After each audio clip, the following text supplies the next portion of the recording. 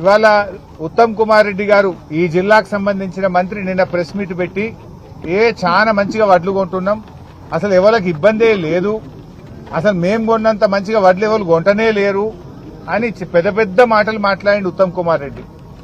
అయ్యా ఉత్తమ్ కుమార్ రెడ్డి, నేను ఎక్కడి నుంచో మాట్లాడతలేను, హైదరాబాద్ లో ఏసీ రూమ్ లో కూర్చొని నీ లెక్క మాట్లాడతలేను.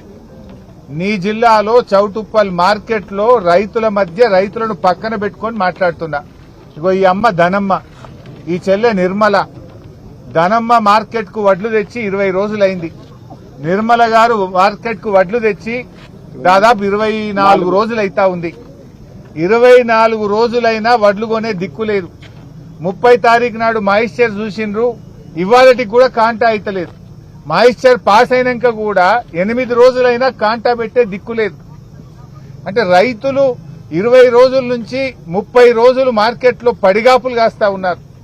44 డిగ్రీల ఎండకు మాడిపోతా ఉన్నారు, పిట్టల్లాగా రాలిపోతా ఉన్నారు. నీ ప్రభుత్వం యొక్క చేతగాంతనం వల్ల ఇలా రైతులు చాలా కష్టాలు పడుతున్నటువంటి పరిస్థితి వచ్చింది. అంటే వడ్లమ్ముకోవడానికి నెల రోజులు పడిగాపులు కాస్తే తప్ప వడ్లమ్ముకునే పరిస్థితి లేదు.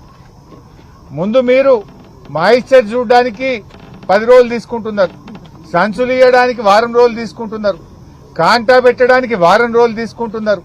కాంటా పెట్టినాక మిల్లుల దించడానికి ఇంకో వారం రోజులు పడుతుంది. ఆ మిల్లు దగ్గరికి పోయిన తర్వాత కూడా మీకు తాలుందని చెప్పి మిల్లులు 8 సంచులు, 4 సంచులు, 5 సంచులు లారీకి కటింగ్ పెడుతున్నారు. ఈడ తరుగు తీస్తున్నారు, ఆడ మిల్లులలో కోత పెడుతున్నారు. అంటే ఏం జరుగుతా ఉంది? మీకు వడ్లు కొనడం చేతనైతలేదా? నేను అడుగుతా ఉన్నా ఉత్తమ్ కుమార్ రెడ్డి, నువ్వు హైదరాబాద్ లో కూర్చొని మాట్లాడు కాదు, రా గల్లీలకు రా, రైతులు వడ్లమ్మే కొనుగోలు కేంద్రాలకు రా, మార్కెట్ యార్డ్లకు వచ్చి రైతుల మధ్య రైతుల బాధలు విను, రైతుల కష్టాలు విను, సమస్యలు పరిష్కారం చేయి.